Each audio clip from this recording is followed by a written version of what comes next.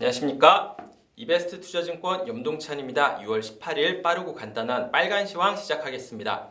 어제 뉴욕 증시 혼조세로 마감했습니다. 나스닥 같은 경우에는 상승을 했고요. 다우지수 같은 경우에는 하락했고 S&P 500 같은 경우에는 약보합 수준으로 기록하는 이 혼조 양상을 보였고요. 어제 재밌었던 점 같은 경우에는 나스닥 같은 경우에는 한 0.8% 정도 상승을 했고 다우지수 같은 경우에는 0.6% 정도 하락하면서 두 지수 사이에 하루에 같은 날이었는데도 불구하고 한 1.4% 정도의 수익률 격차가 벌어졌다는 점이 특이했던 점이라고 보시면 될 것 같습니다. 어제 한국 시장에서도 코스피 같은 경우에는 마이너스였고 코스닥 같은 경우에는 상승하면서 1000포인트를 넘어서고 이런 일이 벌어졌었죠.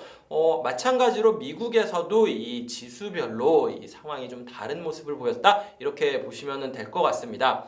상황만 자체로만 본다면은 어제 경제 지표 같은 경우에는 생각보다 안 나왔고요. 고용 지표라든지 필라델피아 제조업 지수 같은 경우에는 모두 예상보다 안 좋게 나왔고요. 시장 금리 같은 경우에는 오히려 그런 상황에도 불구하고 하락하는 모습을 보였습니다. FOMC에서 매파적인 의견을 보였음에도 불구하고 시장 금리가 좀 너무 빠르다라는 인식이 있었는지 어제 10년물 금리는 다시 1.5% 초반까지 하락하는 모습을 보였습니다.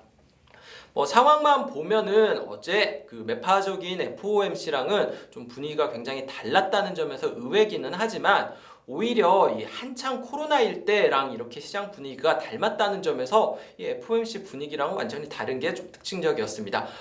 한창 코로나일 때랑 시장 분위기가 비슷했다라는 게 어떤 의미냐면은요. 시장 금리는 하락하고요. 그러면서 시장 금리 하락하면서 여기에 민감한 금융업종 같은 경우에는 같이 하락하고 경기가 그렇게 좋지 않을 거다라는 인식이 좀 하락했었던 원자재 업종 같은 경우에도 이번도 비슷하게 좀 하락하는 모습을 보였고요. IT라든지 헬스케어라든지 이런 성장성과 관련된 있는 업종들 같은 경우에는 상승하는 모습을 보였다는 점에서 한창 코로나 때 이때랑 좀 비슷했다 이렇게 말씀을 드리면 될 것 같습니다. 좀 과거에 비슷했던 때가 언제 있었느냐라고 해가지고 한 작년 데이터를 보니까요. 한 7월, 8월 정도에 달러는 강세를 보이고 시장 금리는 하락하면서 성장주 강세를 보였던 그런 시기가 있기는 하더라고요. 다만 그때랑 다른 점은 그 당시에는 연준이 굉장히 완화적인 입장이었고 지금은 매파적인 입장인데도 불구하고 비슷한 상황이 연출되는 점은 굉장히 의외인 점이다 이렇게 말씀을 드려야 될 것 같습니다. 개인적으로 납득은 그렇게 잘 되지는 않지만 어쨌든 이러한 현상이 나타나고 있다라는 점은 인지를 하셔야 될 것 같고요.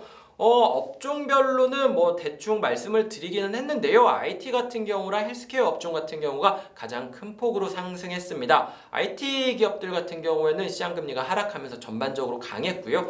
여기에다가 어제 구글에서 이 새로운 데이터 센터를 열고 클라우드 서비스를 하면서 AMD의 칩을 쓰겠다라는 내용의 발표가 있었습니다. 당연히 이런 얘기가 나오면은 경쟁 업체인 엔비디아 같은 경우에는 좀 주가가 밀리고 AMD는 상승해야 되는데 비메모리 반도체 업체 두 개 모두 강세를 보였다는 점이 이 뉴스보다는 좀 시장금리 하락에 따른 영향이다 이렇게 보시면 될 것 같고요. 다나오라고 이 의료장비 업체가 있는데 여기 같은 경우에도 알데브론이라고 들었던 것 같은데 이 RNA 기술 개발과 관련된 업체를 인수하겠다라고 발표가 있었습니다. M&A 이슈도 있고 시장금리도 하락하고 여러 가지 요인이 합쳐지면서 헬스케어, 다나오 모두 강세를 보였습니다. 반면에 약세를 보인 업종 같은 경우에는 잠시 말씀드렸었던 이 금융업종이 약세를 보였고요. 시장금리가 하락하다 보니까 생각보다 예민하게 이쪽은 반응을 했어요. 대형 금융주 생각나시는 거 많이 있죠. JP모건이라든지 시티라든지 뱅크 오브 아메리카라든지 이런 기업들 전반적으로 약세를 보였습니다. 여기에 추가적으로 약세를 보였던 업종이 원자재 업종이었는데요.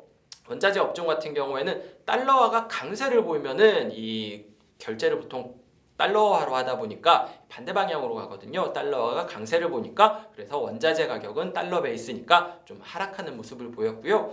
여기에 추가적으로 중국 정부가 이 비축하고 있는 금속들을 좀 풀겠다, 가격 안정을 위해서 풀겠다라고 발표를 하면서 구리 가격 같은 경우에는 뭐 거의 뭐 2달 최저치 뭐 이 정도 수준까지 떨어졌습니다. 하루 만에 4% 이상 하락했고요.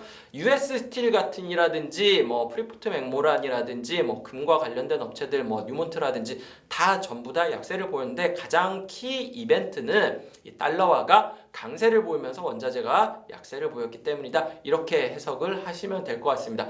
US 스틸 같은 경우에는 어제 실적 가이던스를 긍정적으로 제시했음에도 불구하고 뭐 7% 수준의 하락세를 보였으니까 굉장히 투자 심리가 안 좋았다. 이렇게 해석을 하시는 게 맞을 것 같아요.